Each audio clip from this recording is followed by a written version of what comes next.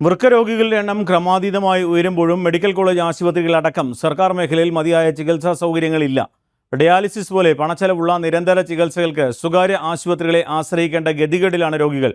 പലപ്പോഴും കിടപ്പാടം വിറ്റുപോലും ചികിത്സ തേടേണ്ട അവസ്ഥയുമുണ്ട്.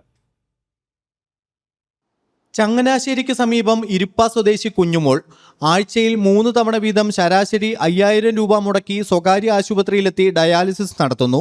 സ്വന്തമായി വരുമാനമോ കിടപ്പാടമോ പോലുമില്ലാത്ത കുഞ്ഞുമോൾക്ക് ഒരിക്കലും സർക്കാർ ആശുപത്രികളെ ആശ്രയിക്കാനാകുന്നില്ല. കോട്ടയം മെഡിക്കൽ കോളേജ് ആശുപത്രിയിലെത്തിയാൽ സമയത്ത് ചികിത്സ കിട്ടുമെന്ന് ഉറപ്പില്ലാത്തത് തന്നെ പ്രധാന പ്രശ്നം. ഇതിപ്പോൾ ഇത്രയും ദൂരം വണ്ടി ഓടി ചെന്ന് കഴിയുമ്പോഴത്തേക്ക് തന്നെ ഇവിടെ തന്നെ ഭയങ്കര സീരിയസ് ആയിട്ടാണ് പോയത്. അപ്പം അതുകൊണ്ട് മെഡിക്കൽ കോളേജിൽ പോയി ചെയ്യാനുള്ള ഇതില്ല.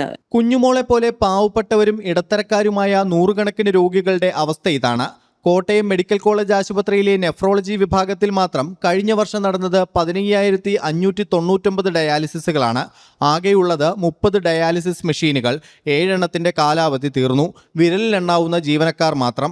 ഡയാലിസിസ് ടെക്നീഷ്യന്മാരുടെ 2 പോസ്റ്റും ഒഴിഞ്ഞുകിടക്കുന്നു. താൽക്കാലികാടിസ്ഥാനത്തിൽ ആളെ നിയമിച്ചാണ് നിലവിലെ പ്രവർത്തനം.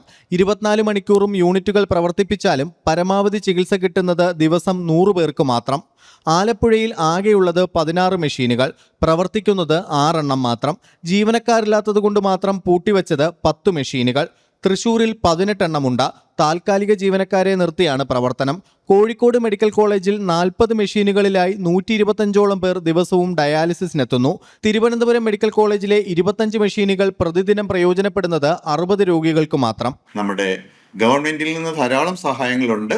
അതിനോടൊപ്പം നോൺ ഗവൺമെന്റൽ ഓർഗനൈസേഷൻ, നല്ല മനസ്സുള്ള ആൾക്കാരുടെ കൂട്ടായ്മ ഉണ്ടെങ്കിൽ ആ അന്ധകാരമായ ആ അവസ്ഥയിൽ ഒരു തിരുനാളമെങ്കിലും കത്തിക്കാൻ സാധിക്കും. സംസ്ഥാനത്താകെ 1,00,000-ഓളം പേർ ഡയാലിസിസ് ചികിത്സ തേടുന്നുണ്ടെന്നാണ് കണക്ക്. സർക്കാർ മേഖലയിൽ ചികിത്സ കിട്ടുന്നത് പ്രതിദിനം കഷ്ടിച്ച് 400 പേർക്ക് മാത്രമാണ്. ഡയാലിസിസ് വഴി ജീവൻ നിലനിർത്തുന്നവരുടെ എണ്ണം നാൾക്കുനാൾ കൂടി വരികയാണ്. ചുരുങ്ങിയ ചെലവിൽ സൗകര്യങ്ങൾ ഒരുക്കാൻ സർക്കാർ സംവിധാനങ്ങൾക്കാകുമെന്നിരിക്കെ അലംഭാവത്തിനുള്ള കാരണം സംശയം ജനിപ്പിക്കുന്നതാണ്. കോട്ടയത്തു നിന്നും ഇന്ദുലാലിനൊപ്പം ബിജോയ് ഗോപിനാഥ്, ഏഷ്യാനെറ്റ് ന്യൂസ്. ഡയാലിസിസിന് വഴിയില്ലാതെ നട്ടംതിരിയുന്ന വൃക്ക രോഗികളുടെ ആശ്വാസ കേന്ദ്രമാണ് കോഴിക്കോട് വടകരയിലെ തണൽ റീഹാബിലിറ്റേഷൻ സെന്റർ. ദിവസേന 300 രോഗികൾക്കാണ് തണൽ സൗജന്യമായി ഡയാലിസിസ് ചെയ്ത് നൽകുന്നത്. സംസ്ഥാനത്തെ ഏറ്റവും വലിയ സൗജന്യ ഡയാലിസിസ് യൂണിറ്റാണ് തണലിലേത്. തൊട്ടിൽപ്പാലം സ്വദേശി ചന്ദ്രൻ. കൂലിപ്പണിക്കാരനായ ചന്ദ്രന് വൃക്കരോഗം വന്നതോടെ കുടുംബത്തിന്റെ ഏക വരുമാനവും വഴിമുട്ടി.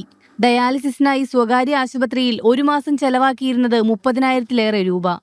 എന്നാലിപ്പോൾ തണലിന്റെ കാരുണ്യത്തിൽ ഡയാലിസിസ് ചന്ദ്രന് ഒരു പേടി സ്വപ്നമല്ലാതായിരിക്കുന്നു. ജീവിച്ചു പോകുന്ന തന്നെ ഇവിടുത്തെ ഇങ്ങനത്തെ ഒരു സാഹചര്യത്തിൽ പൈസ ഇല്ലാണ്ട് ഡയാലിസിസ് ചെയ്യുന്നുണ്ട്. അഥവാ പൈസ വാങ്ങിയിട്ട് ഡയാലിസിസ് ചെയ്യേണ്ട ഒരു സ്ഥിതിയാണെങ്കിൽ ജീവിക്കാനാകാത്ത അവസ്ഥയാണ്. ചന്ദ്രനെ പോലെ നിരവധി വൃക്കരോഗികളുടെ തണലാണ് ഈ കേന്ദ്രം. കോഴിക്കോട് വടകരയിൽ 5 വർഷമായി തണൽ സൗജന്യ ഡയാലിസിസ് സേവനം നൽകുന്നു. 10 ഡയാലിസിസ് യൂണിറ്റുകളുമായി തുടങ്ങിയ സംരംഭം ഇന്ന് 52 യൂണിറ്റുകളിൽ എത്തി നിൽക്കുന്നു. 4 ഷിഫ്റ്റുകളിലായി പാതിരാ വരെ ഇടതടവില്ലാത്ത സേവനം. ഒരു മാസത്തേക്ക് 13 ഡയാലിസിസ് എങ്കിലും വേണം.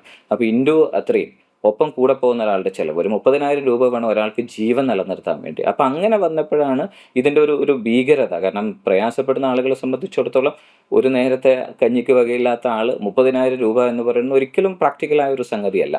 അങ്ങനെ ഒരു അവസ്ഥ വന്നപ്പോഴാണ് ഈ ഒരു സംഗതി ആലോചിച്ചത്. വടകരയും പരിസരത്തുമുള്ള 2 മുനിസിപ്പാലിറ്റികളിലും 25 പഞ്ചായത്തുകളിലും ഉള്ളവർക്കാണ് നിലവിൽ തണലിന്റെ സേവനം കിട്ടുക.